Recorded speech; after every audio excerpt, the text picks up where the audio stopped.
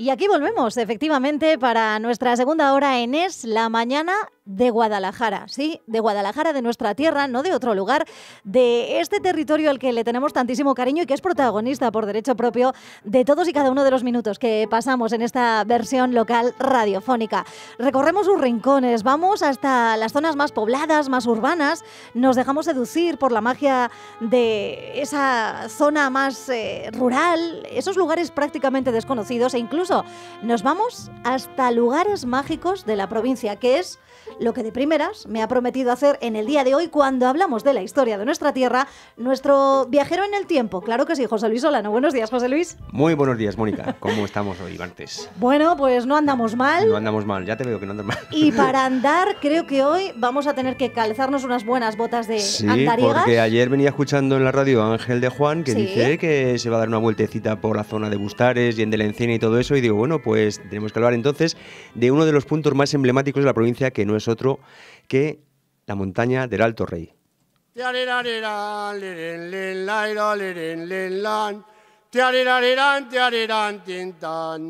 Madrugaba un caballero la mañana de San Juan a dar agua a su caballo y a las orillas del mar.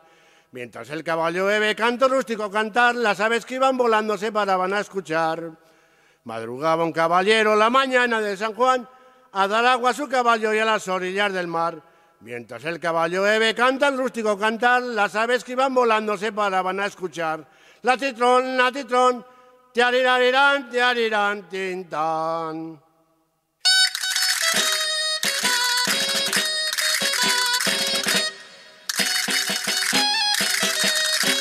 Es una zona que tú particularmente bien te conoces. Así ese es. Alto Rey con la localidad de Bustares, que se la trabaja mucho, José Luis Solano, hay que decirlo. Rara es la semana que no te acercas tú. Rara es la semana que no me acerco por ahí por Bustares por motivos propios y particulares que no vienen a cuento ahora.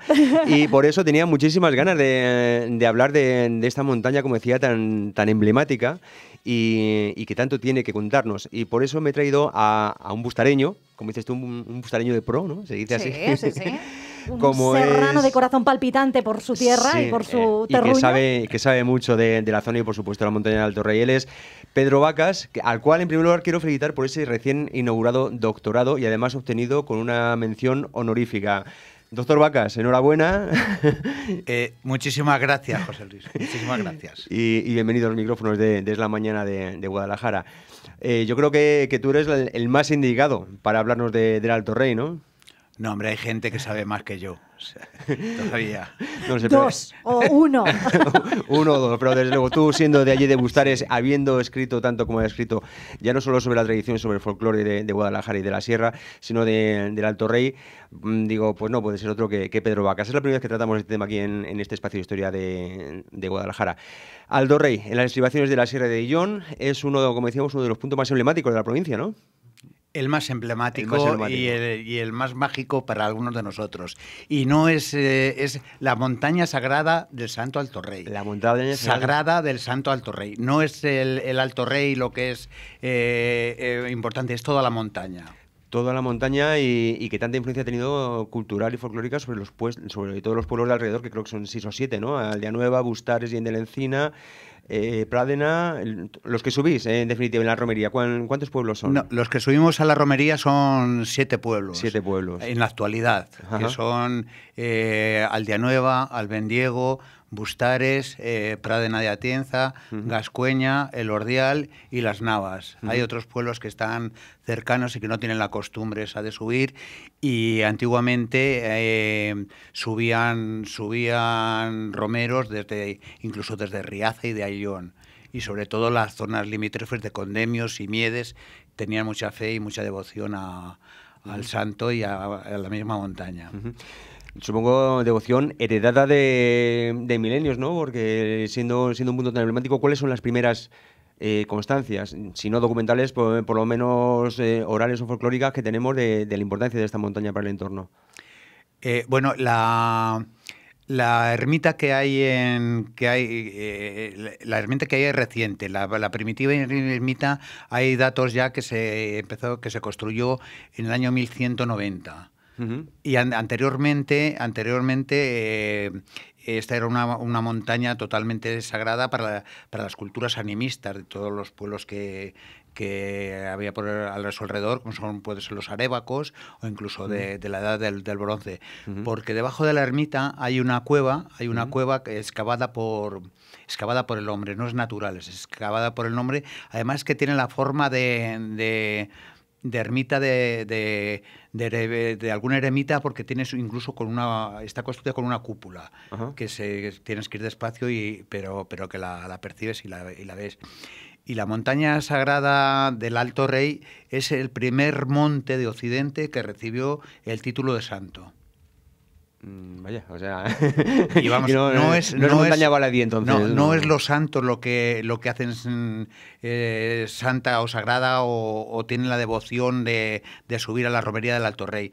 Ha habido épocas en las que no ha habido santos y la gente hemos subido con la misma devoción a la romería, al Alto Rey. Porque no es los santos, es la propia montaña la que es sagrada, es la que es santa. Decíamos que... dime, Mónica. No, quería preguntarle a Pedro, sabiendo que él vive bajo el influjo de esa montaña, ahora conociendo que tiene ese carácter de sagrada, si tú y cualquier habitante, sobre todo de los que pasen tiempo allí a las faldas de ese monte, notáis algo especial, un magnetismo que te atrapa, que te atrae, que te hace mirar hacia arriba, hacia el Alto Rey. Lo digo por crearle ese halo mágico y ese halo que bueno, así trasciende, ¿no? Esas leyendas que hay alrededor de esta cima. Es que yo he recogido 26 leyendas, o sea que tiene algún influjo, tiene algún atractivo especial. Entonces nosotros estamos acostumbrados a ver la montaña y lo primero que te levantas es la montaña porque es lo que te rodea, y entonces desde la antigüedad lo que atraía a los pueblos primitivos era la majestuosidad de las montañas, y entonces todas las elevaciones estas están consideradas por las tribus como sagradas. Sí, sí. Bueno, pues algo tendrá el Alto Rey cuando lo bendicen. Desde el bronce, pasando por el hierro y ya, por supuesto, en el siglo XI, que es cuando data esa primitiva ermita que existía, y ese monasterio que también existía, hablábamos hace un momento, ¿no?, en la cima del pico. Sí, Madot dice que había un monasterio y que había también un castillo, y que en tiempos pasados se celebraba una feria importante de ganado allá arriba, que era la Feria de la Iguala. ¿En el pico se hacía la feria? En la explanada que hay. Ajá. Entonces es la confluencia de varios pueblos. Entre lo que confluyen en el pico es Aldea Nueva, antes también Albendiego y Bustares, que es la ermita, es el mojón de ambos términos. El término de Albendiego lo compraron Aldea Nueva, entonces en la actualidad solo es Aldea Nueva y Bustares, pero la confluencia de los otros pueblos es cercana, o sea, tienen la misma categoría prácticamente que Aldea Nueva y sobre todo el nexo de unión que ha supuesto el Pico Alto Rey para todos estos pueblos del entorno. Hablábamos, es que a mí me trae mucho esto que estábamos diciendo de las leyendas, ¿no? Tanta población y tanta cohesión con la propia montaña ha generado muchísimas leyendas, hasta 26 me has dicho que 26 he recopilado yo. A ver, por ejemplo, alguna de las más llamativas. La más llamativa es la de los 3 hermanos. Ajá. Mira, esa yo sí la conozco, pero para quien no... Yo creo que es la que todo el mundo tenemos como referencia. Sí. Pero ojo, porque recuerdas? Pedro Vacas es mucho, señor Pedro Vacas, y él la parte poética la lleva también bien arraigada como lleva su tierra, y no podía recogernos las leyendas si no es precisamente en verso, ¿no? Bueno, yo la recogí las romancé, las adaptaste un poco las leyendas, a darles esa musicalidad, ¿no? Efectivamente. Claro. Pero aparte de los hermanos, quería hacer un inciso. Hay otra que es importantísima para todos los que subimos de romería, que es las vueltas a la ermita. Ajá. ¿En qué consiste esta leyenda? Entonces, las vueltas a la ermita consiste en dar 3 vueltas para pedir un favor, y otras 3 vueltas si el santo te concede el favor, o lo que tú le hayas pedido, que puede ser una curación, puede ser, yo qué sé, para un familiar, o puede ser para lo que tú tengas de necesidad. ¿En qué punto se hacen esas 3 vueltas? Por tomar nota, digo, alguna cosita tengo yo que pedirle al santo. ¿Dónde hay que hacerlo? ¿Dentro de la ermita? No, ¿Frente a la fuera, ermita? por fuera, Vale. fuera. Fuera. Siempre se dan las vueltas alrededor de la Vale. ermita. Ah. Hay un Alrededor pequeño de la ermita. itinerario alrededor, ahí más o menos picado en la roca, que hay que hacerlo no sin cierto cuidado, si no quieres perderlo algún piño en la caída.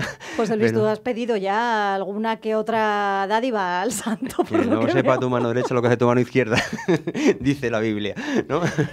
Así que, oye, y el origen de esta leyenda yo supongo que podemos remontarnos a años o siglos o incluso milenios, ¿no? Esta leyenda se da en todos los pueblos, en todas las sociedades rurales campesinas, sobre todo ganaderas. Porque, por ejemplo, antes de salir a extremos con los rebaños, lo que hacen en los pueblos de origen, dan con los rebaños 3 vueltas a la ermita de su pueblo, Ajá. ¿sabes? Y Y con eso ya se van en protección, ¿no? Digamos. Efectivamente, Claro. implorando la protección del santo, en este caso concreto, ¿sabes? Bueno, ¿y la tienes por ahí, la leyenda? Te veo que vas página arriba, página abajo. Pues la tengo, pero hay otra que es sobre la religiosidad de las sociedades campesinas, que es tan importante como, bueno, es igual de importante. Y la cuestión es que las mozas, las mujeres de estas sociedades, había muy pocos sitios, muy pocos lugares donde se socializaban. Entonces era para buscar novio, y le salía novio. O sea, se daba 7 vueltas a la ermita para que te saliera novio y 5 para devolverlo si el muchacho Estaba todo no No era cumplía. de- Por si no daba la talla, ¿no? Y las mozas decían: un novio, señor, te pido, aunque sea un holgazán, que cuando sea marido ya le haré yo trabajar. Ah, muy bien. y realmente daba resultado. Qué bien, qué Oye, bien. Pues eso habría que anotarlo hoy en día. No sé si las mozas, las pocas ya que quedarán quedan por por esa allí. zona. Sí, siguen lo Siguen mismo haciéndolo. en Madrid con los alfileres de San eso Antonio, es, ¿no? de San De- Antonio, que sí, no señor. estamos hablando de... Eso yo no lo he hecho, pero mi madre sí que lo ha hecho. ¿Ah, sí? Y le acertó el santo. Pues fíjate. Los novios que le salieron. Vale. Bueno, escucha, según estaba buscando, he podido ver que ahí también tienes ahí un verso sobre las cadenas. Esas cadenas que hay colgadas dentro de la propia ermita, que no sé si son algún tipo de exvoto o se colgaron en agradecimiento por alguna liberación de prisioneros que se Sí. hizo. ¿En qué consiste esta leyenda o el porqué de estas cadenas? Bueno, hay dos tipos de cadenas, Sí. ¿sabes? Una que son que creo que son de las Navas de Tolosa. Ajá, de la batalla de las Navas de Tolosa, sí. Sí, y otra que es de un marino cautivo que estuvo preso por los moros y que estaban en los barcos, estaban sujetos por cadenas. Ajá. Y entonces le prometió que si alguna vez era liberado, llevaría las cadenas con las que estuvo atado a la ermita del Alto Rey. Ajá. Porque doña Aldoza de Mendoza, en su testamento, dejó dicho que una parte de su dinero fuera para salvar a Rescate de cautivos, ¿no? Es que me estaba yo preguntando, digo, no sé si tenía algún tipo de influjo mercedario porque eran los frailes de la Merced, ¿no? Los que se dedicaban a liberar a los cautivos o incluso a quedarse en el puesto de los cautivos para que fueran liberados. Y digo, pues a lo mejor tiene, pero no hubo mercenarios en el Alto Rey que... No, que yo sepa no hubo, pero porque los que hubo allí eran dependían de la abadía de Albendiego. Ajá. Es la abadía que se fundó más o menos en la misma época que la ermita del Alto Rey. Y eran, si no me equivoco, frailes cistercienses, ¿no? Eran Del Cister, de la Orden de San Benito, pero eran cistercienses. Sí, una de las reformas del orden de San Benito. Oye, había que tener mucha devoción para subirse a vivir allá arriba en el siglo XII, ¿no? Hombre, no vivían continuamente, vivían en época de verano. Sí, Ajá. es que estaba pensándolo yo. Digo, con esos hielos y esas nieves que se forman A día de hoy no sé, con este invierno y primavera tan raros que hemos tenido, Sí. pero Pedro viene de allí. De todas formas, sí que hay una leyenda de que los monjes, a todos los novicios, lo que hacían era, los dejaban 2 meses en la cima del Alto Rey, y si sobrevivían valían para la orden. Los dejaban en noviembre, diciembre, enero, o sea, climas duros, y si sobrevivían es que... Valían para la orden y para defender el paso de las Termópilas, porque no me digas, peor que los espartanos, casi. No, Oye, de la marinera. ¿qué fue de aquel monasterio? Porque... Bueno, pues se quedó destruido, vamos, se fueron los monjes y se fue Sí. destruyendo. Y para aquellos que se acerquen al Alto Rey, digamos, aproximadamente por dónde se encontraba este monasterio, por si quieren rebuscar por ahí. Está donde está enclavada la caseta de Televisión Española. Ajá, donde... Sí, claro, que nos la han... todavía sí, detrás de las casetas se puede ver el muro del convento. Ah, todavía queda allí. Todavía existe un muro del convento. Oye, decías que hay una cueva posiblemente de un eremita. Yo no sé si existe también alguna leyenda ligada a esa cueva. La cueva del aceite. La cueva del aceite. ¿Sabes? Porque manaba aceite, sí. Y con el aceite que manaba de la roca, los monjes que habitaban allí alumbraban la lámpara del Cristo de la ermita. Oye, y el Cristo del Santo Alto Rey, a mí me ha llamado, y desconozco completamente en qué consiste esta advocación, que es un Cristo resucitado, es un Cristo salvador, no sé exactamente. No, es que es la montaña, no hay Cristos. Bueno, está dedicada al Cristo del Gran Poder, que está con una mano bendiciendo, pero eso ha sido posterior. O sea, el santo es la montaña. Señora de los Ángeles. Lo sagrado es la montaña. Claro, la montaña sagrada del Alto Rey. La montaña sagrada del Santo Alto Rey. De hecho, ha habido muchas veces que no ha habido santo. Ajá. De hecho, en el año 2004, 2 imágenes que había que eran las que estaban en la ermita, pues fueron decapitadas, fueron destruidas por unos valientes guerreros, ¿sabes? Que están todavía siguen en la ermita sin cabeza y sin brazos y sin nada. Y la gente siguió subiendo con la misma devoción. Sí. Hubo también otra imagen que se destruyó en la Guerra Civil, y también la gente siguió subiendo con devoción a la romería del Alto Rey. Porque antes subía, cada pueblo tenía un día específico de subir. Y luego, a partir del año 1920, que cayó una chispa, cayó un rayo y mató a una señora y hirió a 2 o 3 niños, pues cambiaron el subir en días dispersos a un mismo día. Y por eso se reúnen los 7 pueblos con las 7 cruces procesionales en el Alto Rey. Eso es, con una manifestación, una procesión multitudinaria de devoción de la gente que subía hasta allí. Pues eso, no ya por subir a la ermita, sino por entrar en comunión con esa montaña que es para ellos el gran padre, Alto Rey, ¿no? Sí. Que es el que les... Y a la que sigue ya después de todos los actos litúrgicos, de la misa, de la subasta, esa merendola que cada uno os ponéis orientando, quiero decir, en la parte de la montaña que mira vuestro pueblo, ¿no? Los de Aldeanueva saben dónde ponerse, los de Bustares saben dónde, los de Praden saben dónde ponerse, los de Encina también, es muy curioso y es una comida muy animada. Sí, bueno, es la comunitas, la comunidad es la comunión de todos los pueblos. Y cada uno se pone en un sitio, dicen que para de alguna forma afianzar la propiedad de ese sitio y de esa parte de la ermita. Otros se ponen mirando a su pueblo, creo yo, en función también de comunicarse con los enfermos o los ancianos que se han quedado en el pueblo y que no han podido subir de alguna forma. Entonces, bueno, le miras, comes, dices, y los tienes presentes. Y hasta hace unos años, lo que hacían los ayuntamientos, el concejo, subía el vino para todo el pueblo. Entonces repartían en los vasitos de concejo para todo el pueblo, repartía su vino, que es otra forma también de comunidad, de comunión, de armonía. Sí, ¿sabes? con el famoso vaso del concejo que cada pueblo lo tenía. Ahora yo creo que son solo los de Lordial los que conservan esa tradición. Los de Lordial y los de Albendiego y los de Pradena. Los de Pradena son los que mejor... uno de los pueblos que mejor guarda las tradiciones, porque además tienen dos vasos tipo de De concejo, sí.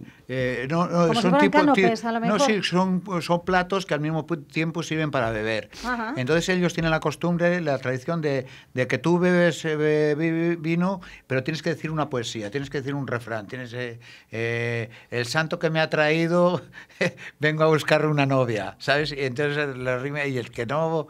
El que no hace la rima... El que no, se tenía que ver toda la... Quizás son ellos también, como guardianes de esa tradición, los que en ocasiones, y lo vemos en las imágenes que también aquí a través de Alcarria Televisión hemos captado de esas procesiones, van con esos trajes típicos, que hay muchos que se animan a subir vestidos. Sí, pero también los de Aldeanueva, las mujeres de Aldeanueva también suben de vez en cuando, y algunas de Bustares también, ¿sabes? O sea, no es específico de ellos. Precisamente cuando fuimos a grabar este reportaje, fue cuando los de L'Oréal, y por eso conocí un poquito el tema del vaso del concejo. Me dieron a beber vino en el vaso del concejo, claro, que por cierto, me atragante.